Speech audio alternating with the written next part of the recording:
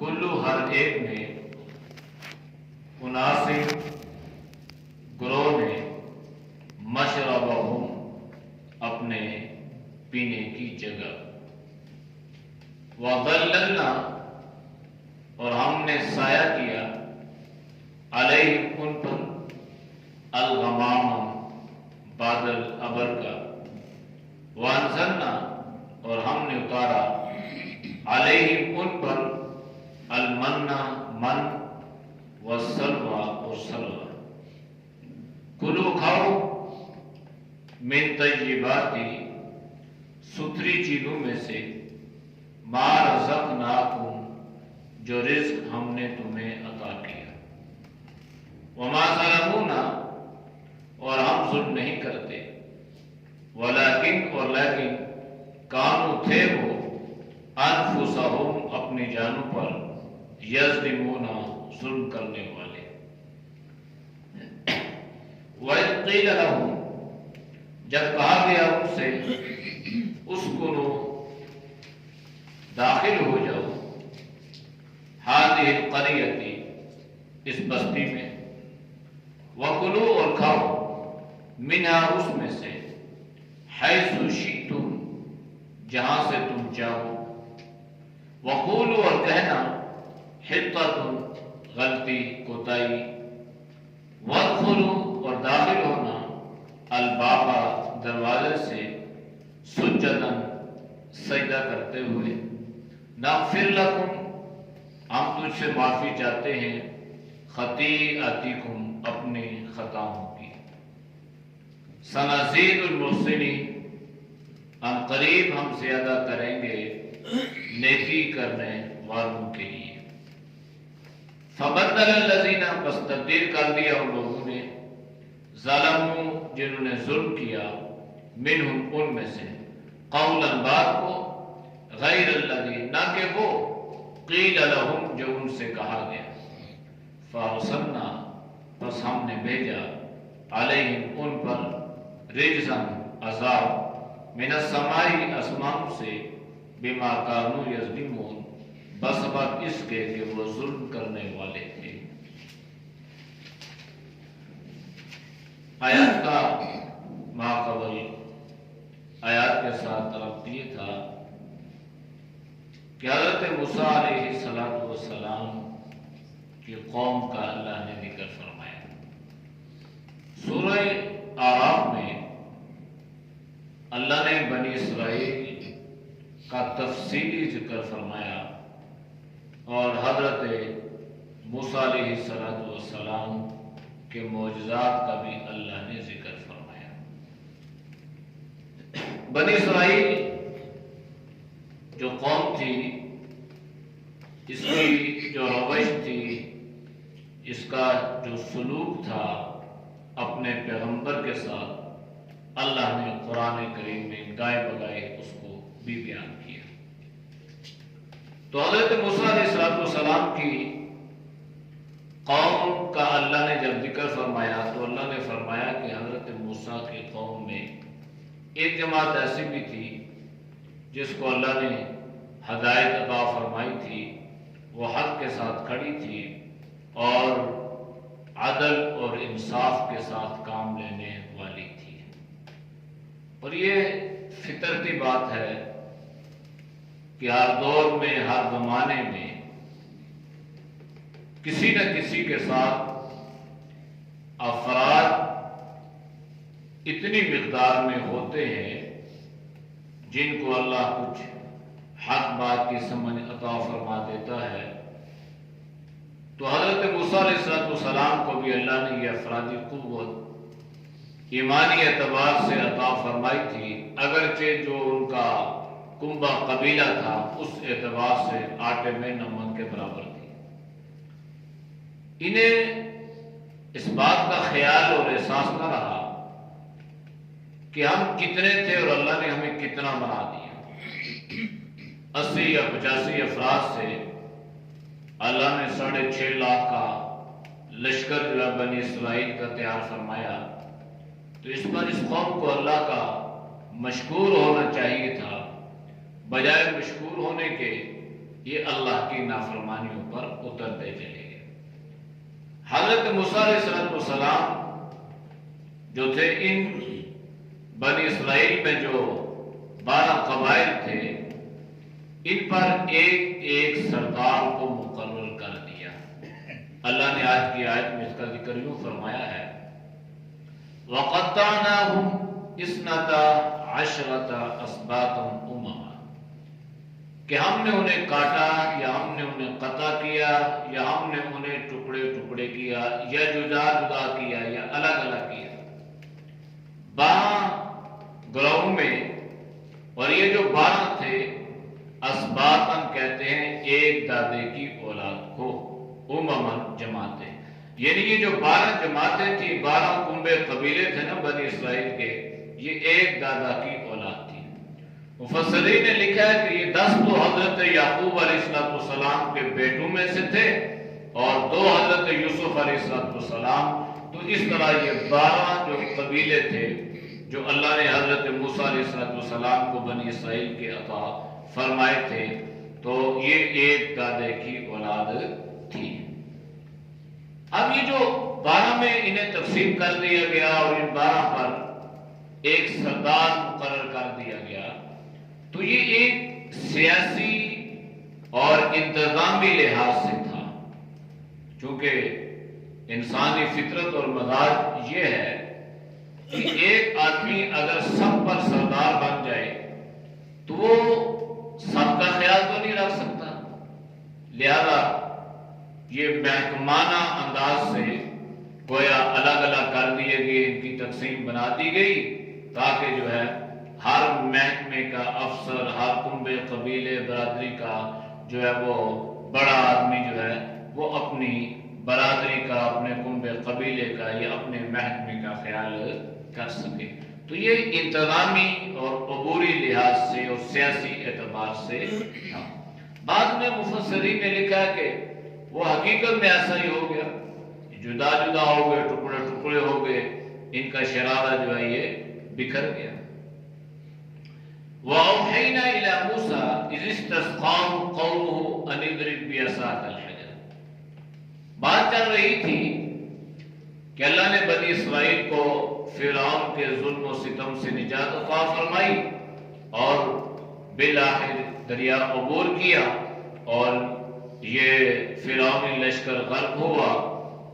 اللہ نے بنی اسرائیل کو غلامی سے نجات عطا فرما دی۔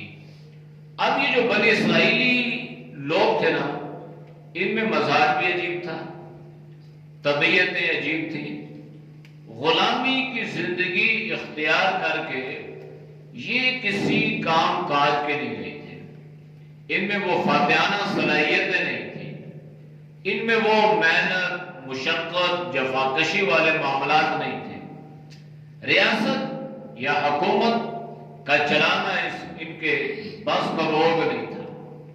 تو اللہ نے ان کی تربیت کا انتظام فرمایا کہ ادھر تو فرعون کے ظلم و ستم سے نجات بھی دی، غلامی سے نجات بھی دی، اور ادھر ابھی اللہ نے ان کو روک دیا کہ ابھی آگے نہیں چلنا، بس اسی وادی میں آپ نے کیا کرنا ہے، گھومنا ہے۔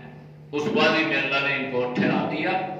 سیرائے سینہ مفسرین نے لکھا ہے کہ یہاں پر حضرت موسیٰ علیہ السلام کے ساتھ عجیب واقعات پیش ہے۔ ایک تو یہ تھا جو وہ وادی تھی نا، اس میں کسی طرح کی بنیادی ضروریات میں سے کوئی ضرورت بھی نہیں تھی۔ ایک چیز عام ہے، ہوا، جو اللہ کی بہت بڑی نعمت ہے، آکسیجن، یہ ہر جگہ تھی اور زندگی کے لیے جو ہے یہ سانس کے لیے یہ سب سے اہم اور بنیادی ضرورت ہے۔ یہ اس کے علاوہ انسان کو زندہ رہنے کے لیے یا زندگی گزارنے کے لیے جن چیزوں کی ضرورت تھی وہ اس وادی میں قطعی طور پر نہیں تھی۔ مفسرین نے لکھا ہے کہ گرم علاقہ تھا، مشرق وسطیٰ، اور اب بھی جو ہے وہ عرب سے جو ہے وہ 2 گنا زیادہ گرم ہے گرمی کے اعتبار سے، اور جو ہے وہ زراعت کے اعتبار سے بھی وہاں پر کوئی خاص چیزیں نہیں ہیں۔ تو ہوا یہ کہ اب یہ قوم وہاں پہ ایک چیز ہوا میسر ہے، اس کے علاوہ نہیں۔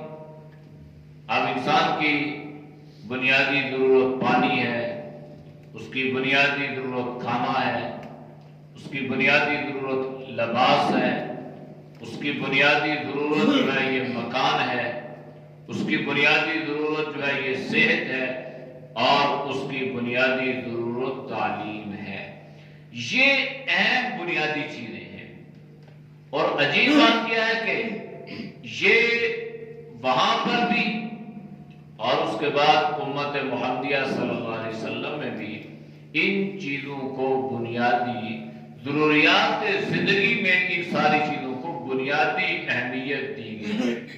یہ اقوام متحدہ کا چارٹر بنتا ہے اور اس میں انہوں نے کہا کہ ہر انسان کا بنیادی حق یہ ہے اور اس کی بنیادی ضرورت یہ ہے کہ اسے پینے کے لیے صاف پانی ملے، اسے کھانے کے لیے خوراک ملے، اسے رہنے کے لیے مکان ملے، اور اس کی زندگی کے ساتھ بیماریاں لگی ہیں، لہذا صحت کا ملنا بہت اہم چیز ہے، اس کا صحت جو ہے اس کو ملے، اور تعلیم جو ہے یہ انسانی شعور، طریقہ اور سلیقہ سکھلاتی ہے، تو یہ اس کا بنیادی حق ہے۔ اب یہ ساری چیزیں اس پر ساری دنیا کے لوگوں نے جو ہے یہ بالکل اس کو ضروری قرار دیا، اور ساری دنیا کے لیے کہا گیا بھائی پانی، صاف پانی جو ہے یہ ہر مسلمان تو کیا، ہر انسان تو کیا، ہر جانور کا بنیادی حق ہے، لہذا ہر انسان کو ملنا چاہیے۔ تو اسلام نے بھی یہ تعلیم دی ہے، اور اقوام متحدہ کا بھی چارٹر یہی کہتا ہے، اور ہمارے ملک کے پاکستان میں بھی اس کو بنیادی اہمیت دی گئی ہے۔ لیکن سوال یہ پیدا ہوتا ہے، کیا کبھی آج تک حکومتی سطح پہ کوئی ایسی مشین، ایسا آلہ، ایسے ورکر کہ جنہوں نے گھر گھر جا کے وہاں کا پانی چیک کیا ہو، پانی دیکھا ہو کہ بھائی آپ پانی کیسا پی رہے ہیں، آپ صاف پانی پی رہے ہیں، آپ گندا پانی پی رہے ہیں، اس پانی سے بیماریاں پھوٹتی ہیں، یہ پانی جو ہے یہ صحت کے لیے مضر ہے یا نہیں ہے؟ اس چیز پر آج تک کوئی ورک نہیں ہوا، نہ کوئی بولا، نہ کسی کے کان پہ جون ہوگی۔ البتہ پولیو کے قطرے جو ہے یہ لازمی پلانے ہیں، اس پہ ورک ہو رہا ہے، اس پہ سرمایہ خرچ کیا جا رہا ہے، باہر سے اس کے لیے ایک اچھی خاصی اماؤنٹ جو ہے وہ دی جاتی ہے، اور پھر اس کے لیے باقاعدہ سے ٹیمیں تشکیل دی جاتی ہیں، پھر ایک آتا ہے، پھر دوسرا آتا ہے، پھر تیسرا آتا ہے۔ تو سوال یہ پیدا ہوتا ہے کہ بھئی آپ اتنے خیرخواہ اگر ہوتے عوام کے، انسانوں کے، تو پھر جو ہے یہ بنیادی ضرورت تو پانی ہے، جتنی مرضی انجیکشن لگوائیں، جتنے مرضی آپ ویکسین لگوا لیں، جب تک آپ صاف پانی نہیں پیئیں گے تب تک بیماریاں کنٹرول میں نہیں ہیں۔ یہ ساری دنیا کے لوگ کہتے ہیں، ماہرین کہتے ہیں، لیکن یہ اس چیز پہ ہمارا کوئی کسی کا دھیان نہیں ہے۔ بس یہ پولیو کے قطرے جو ہے وہ لازمی پلائے جائیں، اس پہ کوئی کمپرومائز نہیں ہے، اس پہ کوئی جو ہے وہ اس قسم کی چھوٹ نہیں ہے۔ پانی آپ کو ملتا ہے نہیں ملتا یہ ہماری کوئی ذمہ داری نہیں ہے۔ تو بنیادی چیز کیا تھی؟ پانی۔ اب یہ جو لوگ وہاں پہ پہنچے اس وادی میں، تو اب انہوں نے دیکھا کہ یہاں تو پانی ہے ہی نہیں، یہ تو بالکل ایک ایسی صحرا ہے، اور دور تک پانی کے نشانات نظر نہیں آتے، پانی کے آثار تک نظر نہیں آتے، یہ تو بڑا مشکل ہو جائے۔ تو قوم نے کیا کیا؟ قوم نے حضرت موسیٰ علیہ السلام سے درخواست کی اور آ کے کہنے لگے کہ اے پیغمبر، یہاں تو پینے کے لیے پانی نہیں ہے، اور جب پانی نہیں ملے گا تو پھر ہمارا جینا محال ہوگا، مشکل ہو جائے گا، آپ کیسے جئیں گے، ہم کیسے جئیں گے، ہمارے ساتھ یہ جو جانور ہیں یہ کیسے زندہ رہیں گے؟ تو آپ اللہ سے دعا کیجئے، اللہ ہمارے لیے پانی کا بندوبست فرما دے۔ اب یہ وہی قوم تھی نا، یہ وہی لوگ تھے جنہوں نے ان ساری باتوں کو، ساری معجزات کو آنکھوں سے دیکھا بھی تھا، تب بھی حضرت موسیٰ علیہ السلام سے پیشکش کر دی کہ ہمیں ایک ایسا الہ بنا کر دو کہ جس کی ہم پرستش کیا کریں. یہ وہ قوم تھی. اب پھر یہ قوم کہنے لگی کہ آپ کیا کریں, اللہ سے التجا کریں, اللہ سے دعا کریں, اللہ ہمیں کیا کرے, پانی عطا فرمائے. حضرت موسیٰ علیہ السلام دعا کر رہے ہیں کہ یا اللہ پانی عطا کر دے. وہاں تو دریا تھا اور یہاں تو پینے کے لیے بوند نہیں ہے, اور ہم اس سے کافی دور بھی آ چکے ہیں, اب واپسی کا راستہ بھی نہیں ہے, یہ بھی اللہ نے منع کر دیا, آگے بھی ہمارا داخلہ نہیں ہے, ہم تو ادھر اسی میدان میں سرگرداں ہیں. تو جب حضرت موسیٰ علیہ السلام نے اللہ کی بارگاہ میں دعا کی تو اللہ نے اس دنیا کے نظام کو جو ہے نا اسباب کے ساتھ معلق کیا, ورنہ اللہ کا مسبب الاسباب ہے.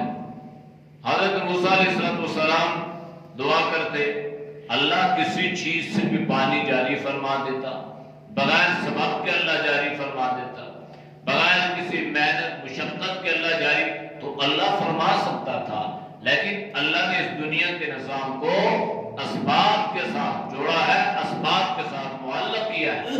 لہذا اللہ نے حضرت موسیٰ علیہ السلام کو فرمایا اَنِضْرِبْ بِعَصَاكَ الْحَجَرَ, جب آپ نے پیچھے وَأَوْحَيْنَا إِلَى مُوسَى, ہم نے موسیٰ پہ وحی کی, کیا وحی کی, اِذِ اسْتَسْقَاهُ قَوْمُهُ, جب اس کی قوم نے اس سے پانی طلب کیا. حضرت موسیٰ کے پاس ہے کہ آپ نیک آدمی ہیں, بزرگ آدمی ہیں, اللہ کے نبی رسول ہیں, آپ دعا کریں گے اللہ لازمی قبول فرمائے گا, تو آپ دعا کریں اللہ سے ہمارے لیے, اللہ اس مشکل کو بھی دور کر دے.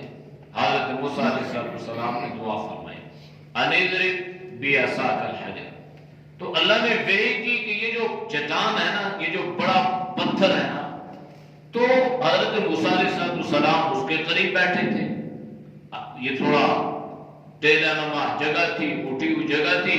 حضرت موسیٰ اللہ کی بارگاہ میں بیٹھے ہیں, دعائیں کر رہے ہیں, التجائے کر رہے ہیں, یا اللہ پانی عطا کر دے, جانور بھی ہیں, انسان بھی ہیں, قوم ہے, اور یہ انسان کی زندگی کی بنیادی ضرورت ہے, یا اللہ اس لیے ہمارے ہاتھ پہ رحم فرما. تو اللہ نے حضرت موسیٰ کو وحی دی, یہ جو چٹان ہے نا, یہ جو پتھر ہے نا, اس پہ کیا کر, بِعَصَاكَ الْحَجَرَ, اس پر اپنا عصا, اپنی لاٹھی, اپنی چھڑی مار. تو حضرت موسیٰ علیہ السلام کے پاس جو چھڑی تھی نا, جس کا ذکر اللہ نے قرآن میں کئی جگہوں پہ فرمایا, یہ وہ چھڑی تھی جو کبھی اژدہا بن جاتی تھی, یہ وہ چھڑی تھی جو کبھی جو ہے لوگوں کے پر خوف, رعب اور دبدبا طاری کرتی تھی, اور یہ وہ چھڑی تھی جس کا اللہ نے قرآن میں وَأَلْقِ مَا فِي يَمِينِكَ ذکر اللہ نے فرمایا. تو حضرت موسیٰ علیہ السلام نے وہ چھڑا جو ان کے پاس تھی چھڑی, تو انہوں نے کیا کیا, انہوں نے اس کو زور سے اَنِضْرِبْ مارا اس پتھر پر, بِعَصَاكَ الْحَجَرَ, اپنے عصا کو, اپنی چھڑی کو مارا. تو جب انہوں نے اس چھڑی کو اس بڑی چٹان پہ مارا تو کیا ہوا, فَانْبَجَسَتْ مِنْهُ اثْنَتَا عَشْرَةَ عَيْنًا, اس چٹان کو اللہ نے پھاڑا, یہ پھٹ گئی, اور اس میں سے اللہ نے 12 چشموں کو جاری فرما دیا. اب انسان دیکھ رہے ہیں, اسی کو معجزہ کہتے ہیں. چٹان ایک جگہ ماری اور اللہ نے اس میں سے 12 راستے بنا دیے.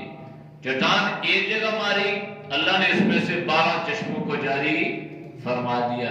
یہ ہے معجزہ کہ انسانی عقل اس کو تسلیم نہ کرے, پھر بھی اللہ یہ کر دے, اسی کو تو معجزہ کہتے ہیں. ہمارے لوگوں میں سے کئی لوگوں نے معجزات کا انکار کیا ہے. سر سید احمد خان نے تفسیر لکھی, تفسیر احمدیہ, اور اس نے حضرت موسیٰ علیہ السلام کا معجزات کا انکار کیا. تو پھر اس کے مقابلے میں تفسیر حقانی لکھی گئی, جس میں اللہ نے جو قرآن میں معجزات کا ذکر فرمایا ہے وہ لکھے گئے کہ یہ معجزہ ہے. اور معجزہ کہتے ہی اس چیز کو ہے کہ انسانی عقل مانے ہی نہ, انسان کی عقل میں وہ بات آئی نہ, یہ انسانی عقل اس کو تسلیم کرنے کے لیے تیار نہ ہو, اس کو معجزہ.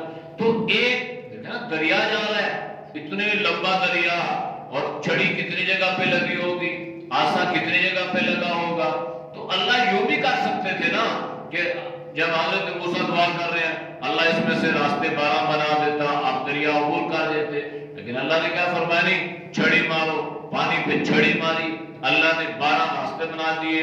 اللہ پانی یوں دے سکتے تھے، اللہ نے فرمایا نہیں، دعا تو کر رہا ہے، قبول میں نے کرنی ہے۔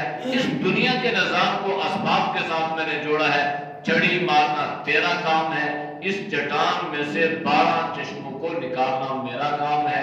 چنانچہ حضرت موسیٰ نے چھڑی ماری، اللہ نے اس میں سے کیا کر دیے؟ 12 چشموں کو جاری فرما دیا۔ جب 12 چشمے پھوٹ پڑے اس میں سے، تو یہ جو فنپا جسم ہے نا، تو قرآن میں تو دوسری جگہ فن فجرت من حسنۃ عشرۃ عینا، سورۃ بقرہ میں فن پھوٹ پڑے، اور یہ فنپا جسم تو عربی گرامر کے اعتبار سے فجر اور انبجاس میں فرق ہے۔ مفسرین نے اور لغت کے جو ماہرین ہیں انہوں نے لکھا ہے کہ فنپجسر سے مراد یہ ہے کہ پانی جو نکلا نا، یہ اول تھوڑی مقدار میں نکلا، یعنی تھوڑا تھوڑا پانی نکلنا شروع ہوا، پھر جو بعد میں یہ پانی تیز ہوتا چلا گیا، اس کو اللہ نے فن فجرات سے تعبیر فرمایا۔ تو فنپجسر من، پانی نکلا، اور یہ پانی جو ہے یہ 12 چشمے بن گئے۔ قد علم کل اناس مشربہم، اب یہ تھا نا کہ ایک چشمہ اللہ، اچھا اس گرمی میں اور جہاں پر انسان بوند بوند کے لیے ترس رہا ہو، وہاں پہ اگر کسی کو تھوڑا سا پانی مل جائے تو انسان اس کو غنیمت سمجھتا ہے، اور وہاں پر اگر اللہ کسی کو 12 چشمے پانی کے عطا کر دے تو اس کی خوشی کا کیا عالم ہوگا؟ تو خوش ہو گئے، تو اللہ نے ان کو یہ سوچ بوجھ عطا کر دی۔ قد علم، ہر آدمی نے، ہر کنبے قبیلے کا جو سردار تھا نا، انہوں نے کیا کر لیا؟ اپنے مشرب کو، اپنے پانی پینے کی جگہ کو انہوں نے جان لیا کہ ہمارا یہ چشمہ ہے، ہم نے یہاں سے پینا۔ اب ایسا نہیں ہوا خلط ملط کہ بھائی 12 چشمے نکلے ہیں، جہاں سے چاہو مرضی ہے پیو، نہیں، ایک ایک کنبے کے لیے اللہ نے ایک ایک پانی کا چشمہ مقرر کر دیا۔ یہ جو پانی کا چشمہ، یہ فلاں کا، یہ فلاں کا، یہ فلاں کا، انتظامی اعتبار سے، تاکہ ان میں کوئی بدمزگی والی ماحول یا فضا پیدا نہ ہو جائے، تو اس لیے اللہ پاک نے ان کے لیے یہ نظام فرمایا۔ اچھا، پہلی چیز تو پانی تھی، پانی مانگا، اللہ نے ان کو پانی دے دیا۔ اب دوسری چیز کیا تھی؟ بھائی دھوپ ہے، اب دھوپ سے بچنا بھی انسان کے لیے ضروری ہے، اور عرب کی گرمی اتنی ضرب المثل تھی، اتنی تھی کہ وہ اپنے آپ کو لو سے اور گرمی کی شدت سے بچانے کے لیے اپنے اوپر کپڑا ڈالا کرتے تھے، اپنے کپڑے، رومال گیلا کر لیا، چادر گیلی کر لی۔ تو یہ جو اکثر عرب میں یہ رواج ہے نا کہ وہ ٹوپیاں پہنتے ہیں اور ٹوپی کے اوپر وہ رومال رکھتے ہیں، تو اس کی بنیاد یہ گرمی کی شدت تھی، اس سے بچانے کے لیے اپنے آپ کو اپنا سر ڈھانپ لیا کرتے تھے تاکہ گرمی کی شدت سے اپنے آپ کو بچایا جا سکے۔ تو دوسری چیز یہ تھی کہ اب گرمی کی شدت ہے، پانی تو چلو ٹھیک ہے پی رہے ہیں، اللہ اس سے زندگی عطا فرمائے گا، لیکن بھائی یہ جو سورج ہے اور یہاں پہ گرمی کی جو شدت اور حرارت ہے، اس سے کیسے بچا جائے؟ تو اللہ نے کیا فرمایا؟ وَظَلَّلْنَا عَلَيْهِمُ الْغَمَامَ، ہم نے ان کو دھوپ سے بچانے کا سامان مقرر کر دیا۔ جتنی جگہ پہ یہ بنی اسرائیلی لوگ ہوتے تھے، اتنی جگہ پہ اللہ سایہ فرما دیتا تھا۔ یہ معجزہ ہے، تو اس سے بڑا معجزہ، بھائی یہاں میں بیٹھا ہوں یہاں سایہ ہے، وہاں بیٹھے وہاں سایہ نہیں ہے، تو آدمی کی عقل میں یہ بات سمجھ آ جانی چاہیے نا کہ یہ معجزے کے علاوہ اور کیا ہو سکتا ہے۔ چلو جی اگر اتفاقاً ہو جائے تو 1 دن ہو، 2 دن ہو، یہ تقریباً 70 برس اس جگہ پہ رہے ہیں، تقریباً پونے صدی مفسرین نے لکھا ہے، تو اتنے عرصے تو یہ اتفاقی بات تو نہیں ہے نا، تو یہ معجزہ تھا۔ تو اللہ نے ان کو دھوپ سے بچانے کے لیے بادل کا، ابر کا سایہ فرما دیا۔ اور یہ جو ابر یا بادل کا سایہ ہے نا، جب یہ سایہ آتا ہے نا، جب یہ بادل چھا جاتے ہیں تو ایک تو گرمی کی حرارت و تپش کم ہو جاتی ہے، اور دوسرا اس کی وجہ سے ہوائیں جو ہوتی ہیں وہ ٹھنڈی ہو جاتی ہیں، تو جب بادل آئے گا تو ہوا بھی ٹھنڈی چلنا شروع ہو جائے گی۔ اس لیے اللہ نے ہوا کا ذکر تو نہیں فرمایا، وہ چل تو پہلے سے رہی تھی لیکن پہلے گرم چل رہی تھی، اس بادل کی وجہ سے اللہ نے اس کو بھی ٹھنڈا کر دیا۔ یہ انسانی ضرورت تھی تو اللہ پاک نے ان کو یہ ضرورت وہاں پر عطا فرمائی۔ وَأَنزَلْنَا عَلَيْهِمُ الْمَنَّ وَالسَّلْوَىٰ، پھر ایک اور اہم چیز اللہ نے بنی اسرائیل کو اس صحرا میں عطا فرما دی۔ وہ کیا تھا؟ اللہ نے ان کو من اور سلوہ عطا فرما دیا۔ اللہ ہم نے اتارا ان پر من اور سلوہ۔ من کا لغوی جو معنی ہے نا، من یہ کہتے ہیں احسان کو۔ قرآن کریم میں اللہ نے لقد من اللہ، اللہ نے احسان کیا مومنوں پر۔ تو من جو ہے یہ احسان ہے، اللہ نے احسان کیا ان پر۔ تو مفسرین نے لکھا ہے کہ یہ احسان اس صورت میں تھا جب یہ صبح کو اٹھتے تھے نا، تو یہ جو گھاس ہوتی تھی اس کے اوپر شبنم نماز جو قطرے ہوتے تھے، ان قطروں کو اللہ نے اس طرح شہد کی طرح، گوند کی طرح اللہ نے بنا دیا کہ جب وہ ان قطروں کو کھاتے تھے تو اللہ اس کی وجہ سے ان کی بھوک کو ختم فرما دیتا تھا، ایسا شہد کی طرح سے گوند میٹھا۔ تو اب یہ بطور ناشتے کے اللہ نے ان کو یہ عطا فرما دیا، من اللہ نے عطا فرما دیا۔ وسلوہ، شام کا کھانا بھی انسانی ضرورت ہے۔ اب انسان کے اندر اللہ نے یہ استعداد رکھی ہے کہ انسان جو ہے یہ صبح اور شام یہ دو ٹائم کا کھانا تو ویسے سنت ہے، اب تو پتہ نہیں 4 اور 5 جو ہے وہ ٹائم نکل آئے ہیں، صبح کا ناشتہ بھی ہے، دن کا کھانا بھی ہے، پھر شام کی چائے بھی ہے، پھر چائے بھی پرتکلف قسم کی ہوگی، پھر رات کا کھانا بھی ہے۔ تو یہ ساری چیزیں جو ہیں تو صبح اور شام کا اللہ نے انتظام ان کے لیے فرما دیا۔ من صبح کا ناشتہ ان کا ہو گیا۔ سلوہ کہتے ہیں بٹیر، فرش قسم کے بٹیر جو ہیں اللہ نے ان کو عطا فرما دیے، اور ایسے بھنے ہوئے کہ تازے، وہ بھی اللہ کا، اللہ کی طرف سے آسمانی، گویا جنتی بٹیر۔ اس کا ذائقہ، اس کی حلاوت انسان تصور بھی نہیں کر سکتا کتنی ہوئی ہوگی۔ لیکن ایک انسانی فطرت ہے، جس انسان کو جو چیز لگاتار ملتی رہے اور اس کو مفت میں ملتی رہے، مفت میں بھی ملے، لگاتار بھی ملے، تو انسان کی جو اس کی اہمیت ہوتی ہے نا وہ کم ہو جاتی ہے، اگرچہ وہ چیز کتنی قیمتی کیوں نہ ہو، اس کی اہمیت نہیں رہتی۔ اب بنی اسرائیل بیچارے ان کو اللہ نے مفت میں یہ ساری چیزیں عطا کر دی تھی اور بہترین چیزیں عطا فرمائی تھی، اور صحت کے لیے مضر بھی نہیں تھی کہ یہ بھی نہیں تھا کسی کو شوگر ہو جاتی ہے اور کسی کو بلڈ پریشر ہو جاتا ہے، ایسی چیزیں بھی نہیں تھی۔ جنتی کھانوں میں اللہ نے کوئی نقصان نہیں رکھا، اللہ نے اس میں فائدے ہی فائدے رکھے ہیں۔ لیکن پھر بھی ناشکری قوم تھی نا، تو اس کھانے پہ بھی وہ جو ہے وہ بجائے اللہ کا شکر کرنے کے، وہ پھر دوسری جگہ اللہ نے ذکر فرمایا کہ وہ کہنے لگی بھائی آپ تو اس سے اکتا گئے ہیں، ہمارے لیے کوئی اور ہونا چاہیے، کھا کھا کے ہم یہ تنگ آ چکے ہیں۔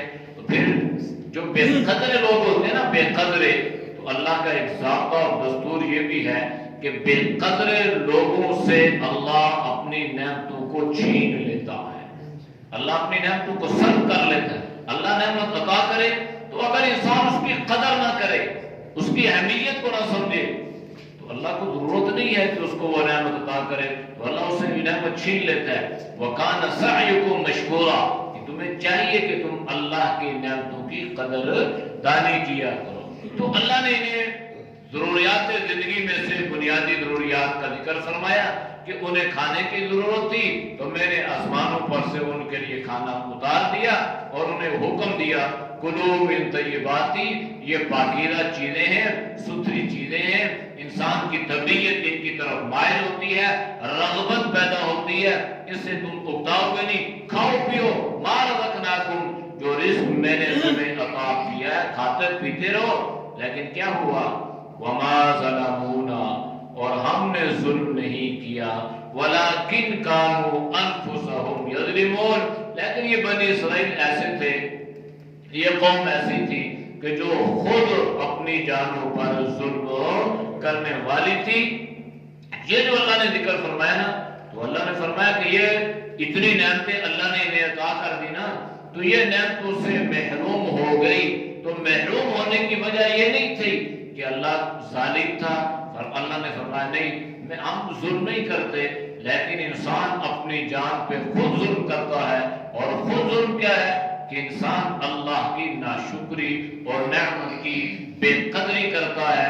اس کے دل میں اس نعمت کی قدر اور اہمیت ختم ہو جاتی ہے تو اللہ اس سے اس نعمت کو چھین لیتے ہیں. اعوذ باللہ من الشیطان الرجیم. بسم اللہ الرحمن الرحیم. وقطعناهم اثنتين عشرة أسباطا أمما وأوحينا إلى موسى إذ استسقاه قومه أن اضرب بعصاك الحجر